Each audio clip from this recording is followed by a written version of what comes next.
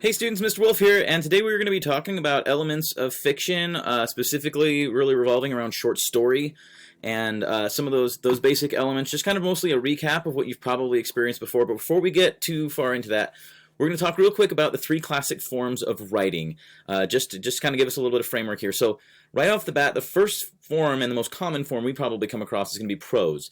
So that's going to be your short stories, your novels, your works of nonfiction, your textbooks, those kinds of things. Anything that's just in kind of everyday speech, articles and things like that. That's most of what we see out in the world, and that'll make a little bit more sense when we get to the other two forms of writing. Then we've got poetry.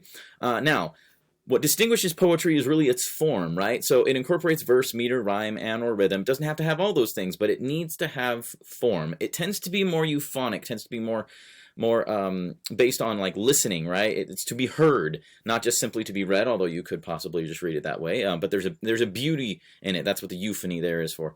So, and then we have drama. And drama is meant to be performed. It is meant to be spoken and based upon dialogue and interaction of performers. So drama will certainly have stage direction and maybe even character description in it, but most of it is going to be dialogue, and it's meant to be performed and a scene by an audience as opposed to heard with poetry and read and just imagined with prose, okay? So those are our three basic things, and when it comes to short stories and novels, we're going to be looking at prose. So, a short story, to kind of summarize what's on this page here, is exactly what it's called. A short story, it's usually from 1,000 to 20,000 words, typically focuses on a single character, a single theme or plot, and sometimes there's a little bit more experimentation that goes on in short stories because they are short. You can kind of play with plot structures and character things and things like that. So those are kind of defining elements of short story right there, but it's mostly by its length. So there are different types of short stories. We have parables, more religious lesson, fables, which usually involve animals like Aesop's fables, tall tales and folk tales, which tend to be more to memorialize events or people, using exaggeration. Fairy tales often involve magic with specific moral or local purpose. So like, don't go into the woods alone, that's a bad idea. Vignette, which focuses on a single scene or moment. A flash fiction, story of extreme brevity. A sketch story, very short stories, little plot, provided more of a sketch of people than places. So there's a little bit of overlap in some of these, but a lot of them are, again, defined by the content and the length. So now the short story structure, the plot, is something you guys have probably all had before, right? But it is the causal or basic arrangement of events and actions within the story. Now, this is a very, very simple plot structure we're seeing. Never really, almost except for, short stories maybe in general. Do you see it this simplistic, right? When you're dealing with a novel, there's usually subplots and there's different events that have their own little kind of mini climax there, where it's like, okay, there was a big struggle, we got over that, and now next to on the next obstacle, right? So Aristotle is the one who really formalized this idea, and he did it in his Poetics, which he wrote in 350 BCE. So these are not new ideas by any means whatsoever. But it basically is this beginning, middle, and end structure. And if you look at it, it's kind of climbing a mountain. I mean, that's what you're doing. But notice that at the beginning and the end, you're in a different place, but you're at a level of, but you're at, the ground level, if you were. You're at rest, right? So when we go through this whole journey, we're at a different point, but we are now, the conflict is resolved, right? So that's kind of the simple way to look at it. We're going to do a little bit more detail on this next slide here. So our first piece is always exposition. You may remember, if you've ever seen any of those old Austin Power movies, there was this character named Basil Exposition, and he was the guy who was like, all right, Austin, this is what's going on, and Dr. Evil's at it again, and here's the explanation of what the entire plot is about in this movie. And it was kind of poking fun at that. So the exposition is the start of the story, a situation before the action actually starts. So we're all living happily in the Shire and not a care in the world, right? And then there is an initiating action. Something happens that sets the wheels in motion. There is a conflict presented to us.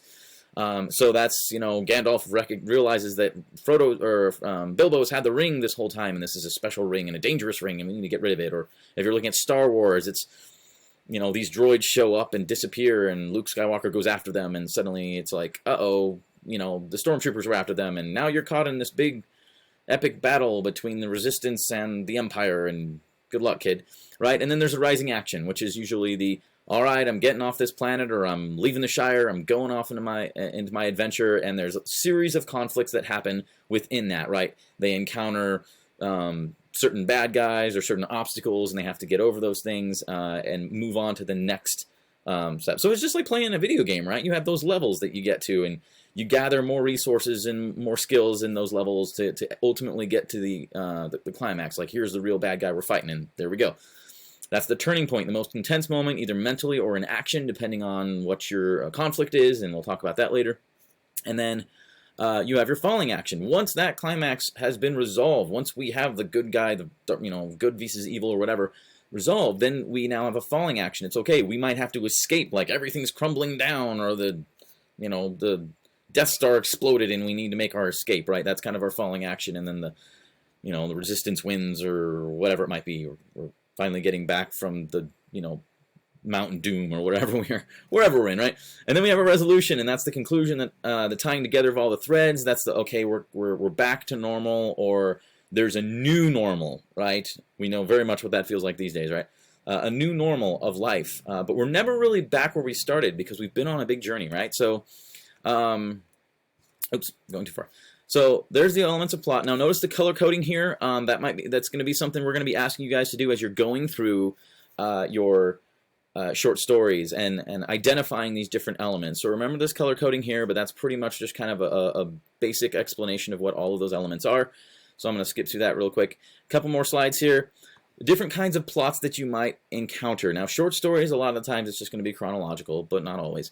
But chronological means everything happens in a sequence of events. We start in one point, at the beginning, and then we end up at the end, right? And then there's sometimes a flashback where it's a story where we start somewhere either in the middle or even at the end. Like, I remember the time when I was young and something happened. Or if, you've read, I'm trying to think of a story you might have read. But if you've seen a movie where it's a flashback, like, let me tell you how all this started. That's a flashback story. To explain the events and what they've learned in the end. And then there's this fancy one called in media res. And in media res is a Latin term for in the middle of things. It's where you're in the middle of action. You're maybe in the middle of the story going, you maybe wonder how I got here. So think of Emperor's New Groove, right? At the very beginning, you've got Cusco, right? And he's like, you see that llama there? You might wonder what's going on with him. And that's me. But I wasn't always a llama. Actually, before this, I was a very revered king. Let's roll back to that time, right? And then all of a sudden it's like, and we go, and the whole Emperor's New Groove open sequence, right? So that's kind of an in media res. He starts that, and then at some point halfway through the movie, we end up at that moment again, right? And then we have to play the rest of it out. So starts in the middle, and that's how that works. Sometimes it's a big piece of action, and it grips a reader in, going, wow, I need to know what happened. And so, right, now you're going to get the backstory. So those are three very common kinds of plots that you're going to find. The next one, next slide here. There we go. Oops, I'm going too far. So the last thing we have is narrative mode. And the narrative mode is kind of the way from which the story was told, or point of view, right? So the vantage point. So there's first person, which is, again, the person saying, I did this and I'm the main character. Or I'm involved in the story. I might not be the main character, but I might be involved in the story. So if you've ever read any of the Sherlock Holmes stories, right, most of those stories are all told by Watson. Actually, he's the sidekick, but he's still in the story, and it's still a first-person story, even though it is about Sherlock himself. Second person, again, is if you're in the story. So those are going to be kind of choose your own adventure type things. That would be a good example of it. You don't see second person too often, but you might sometimes in short stories. And then there's third person, which centers on usually one character's thoughts and actions, maybe, or it tells the story of a group of people, right? So there's a different kinds of third person. You might have omniscient and limited, right? Omniscient meaning I can see anybody, and then limited being I can only see one person, or I can only see one person's thoughts. And then there's the objective and subjective, which is the objective just being like I'm just telling it like it is, or maybe I am involved emotionally with this character, and I'm painting bad guys in a certain way, and so on and so forth. That would be the different kinds of third persons that you're going to find there. So that's kind of our recap of where you probably have been with short stories beforehand. We'll leave it at that for now. And next up, we're going to be talking about conflict and theme, kind of the basis for why people are writing stories, and go on from there, all right? Thanks again for watching, guys. Bye.